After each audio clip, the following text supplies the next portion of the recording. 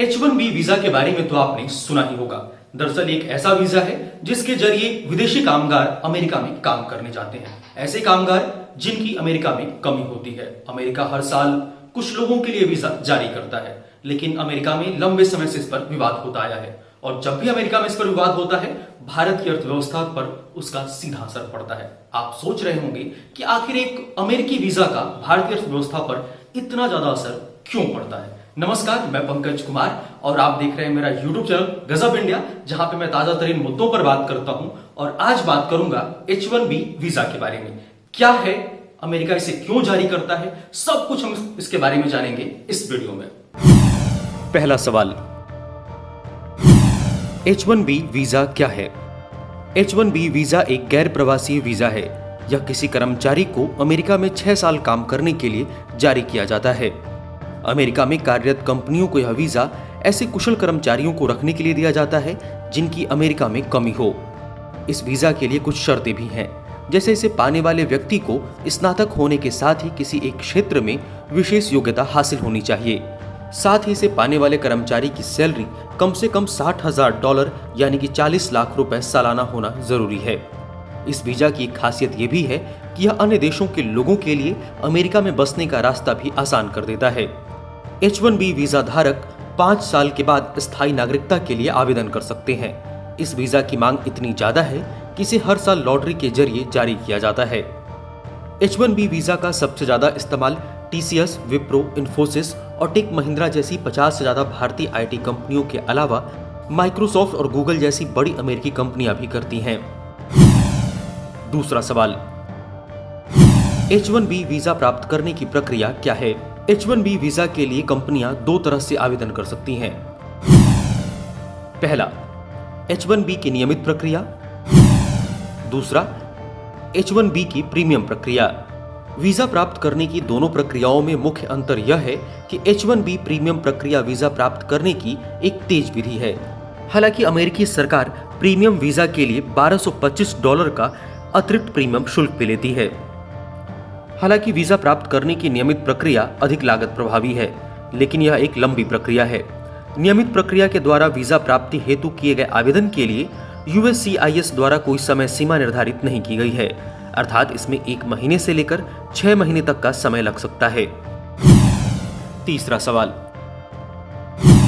H1B visa की शुरुआत कब हुई?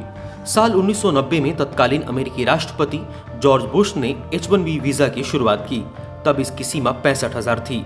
साल 2000 में इसे 3 साल के लिए 1,95,000 कर दिया गया। अमेरिका ने साल 2004 में वीजा की संख्या फिर से कम करके 65,000 कर दी। चौथा सवाल, अमेरिका में H1B वीजा का विरोध क्यों होता है? अमेरिकी लोग पिछले कई सालों से H1B वीजा का कड़ा विरोध करते आ रहे हैं। उनका मानना है कि कंपनियां इस वीजा का गलत तरह से इस्तेमाल करती हैं। उनकी शिकायत है कि यह वीजा ऐसे कुशल कर्मचारियों को जारी किया जाना चाहिए जो अमेरिका में मौजूद नहीं हैं, लेकिन कंपनियां इसका इस्तेमाल आम कर्मचारियों को रखने के लिए कर रही हैं। इन लोगों का आरोप है कि कंपनियां H1B वीजा का इस्तेमाल कर अमेरिकियों की जगह कम सैलरी पर विदेशी कर्मचारियों को रख लेती हैं। पिछले कुछ सालों में इसे लेकर कई अदालती लड़ाइयां भी लड़ी जा चुकी हैं। साल 2015 में अमेरिका की मशहूर कंपनी डिज्नी को एक लंबी कानूनी लड़ाई लड़नी पड़ी थी।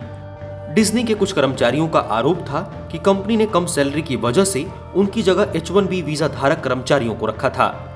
कुछ अन्य मामलों में अमेरिकी कर्मचारियों का यह भी कहना है कि उनकी कंपनी ने उन्हें निकालने से पहले उनसे अपना काम H1B वीजा धारक कर्मचारियों को सिखाने के लिए कहा था। इस वीजा के गलत इस्तेमाल को लेकर भारतीय IT कंपनियों पर भी आरोप लगते रहे हैं।